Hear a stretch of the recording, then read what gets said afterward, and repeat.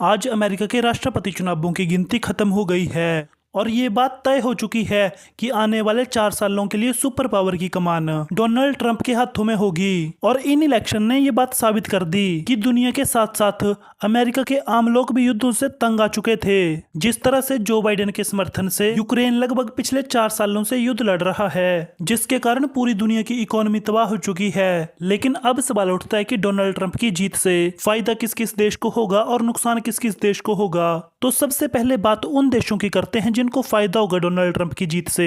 तो जो सबसे बड़ा फायदा होगा वो होगा रशिया को।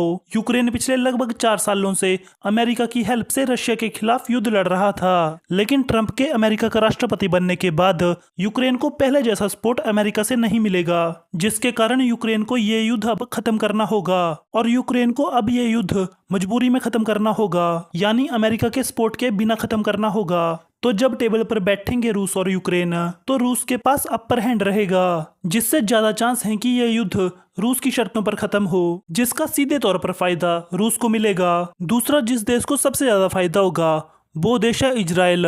इजराइल अब खुलकर कार्रवाई कर सकेगा मिडिल ईस्ट में, और अमेरिका का इजराइल को फुल सपोर्ट रहेगा, फिर चाहे वो युद्ध हमास के खिलाफ हो या हिजबुल्लाह के विरुद्ध। और ईरान की बात हम वीडियो में आगे करते हैं। इसके अलावा जो देश सबसे ज्यादा खुश होगा वो देश है सऊदी अरब।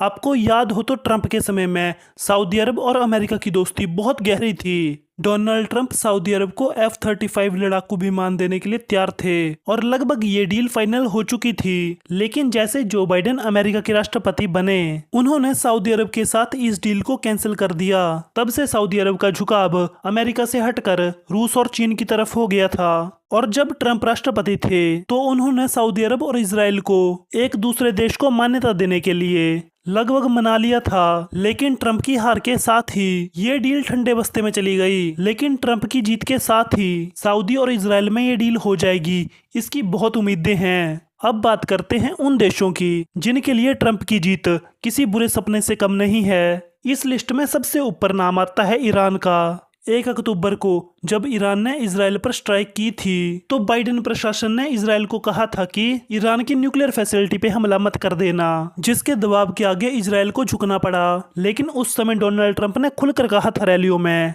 कि इजराइल को ईरान की न्यूक्लियर फैसिलिटी पे हमला करना चाहिए। और ऐसा नहीं है कि ये बात सिर्फ रैलियों के लिए कही गई थी, लेकिन इससे पहले जब ट्रंप राष्ट्रपति थे तो उस समय भी अमेरिका ने ईरान के साथ अपनी न्यूक्लियर डील कैंसिल कर दी थी। मतलब ट्रंप ईरान के पहले से विरोधी हैं। दूसरा देश जिसको दिक्कत होगी वो देश है चीन।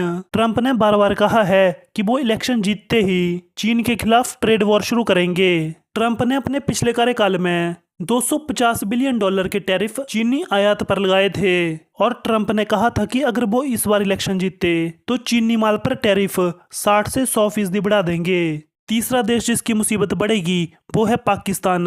पिछले कार्यकाल में ट्रंप ने पाकिस्तान को मिलने वाली मिलिट्री एड पर $300 मिलियन की कटौती की थी, और साथ ही पाकिस्तान को नसीहत दी थी कि पाकिस्तान अपनी धरती का उपयोग आतंकवादियों को पनाह देने के लिए ना करे। तो पाकिस्तान का नंबर तो लगना पक्का है। तो ट्रंप के आने से सबसे ज्यादा मुश्किलें इन 3 देशों की बढ़ेंगी। अब बात करते हैं कि भारत पर क्या असर पड़ेगा ट्रंप की जीत का। देखो, भारत के लिए कोई बड़ा चेंज नहीं होने वाला। कुछ जगह पर फायदा होगा, कुछ जगह पर नुकसान होगा। ट्रेड वॉर शुरू होती है तो उसका नुकसान होगा, लेकिन चीन से ट्रेड वॉर शुरू होगी तो उसका फायदा मिलेगा। देखना ये दिलचस्प होगा कि कनाडा का क्या स्टांस रहता है। अब ट्रंप कनाडा को रोकते हैं भारत के विरुद्ध बोलने से या नहीं। अगर ट्रंप रोकते हैं तो ये सबसे बड़ी विन होगी भारत के लिए। बाकी आप बताइएगा आपको वीडियो कैसा लगा। आई होप आपको वीडियो अच्छा लगा होगा। वीडियो देखने के लिए धन्यवाद।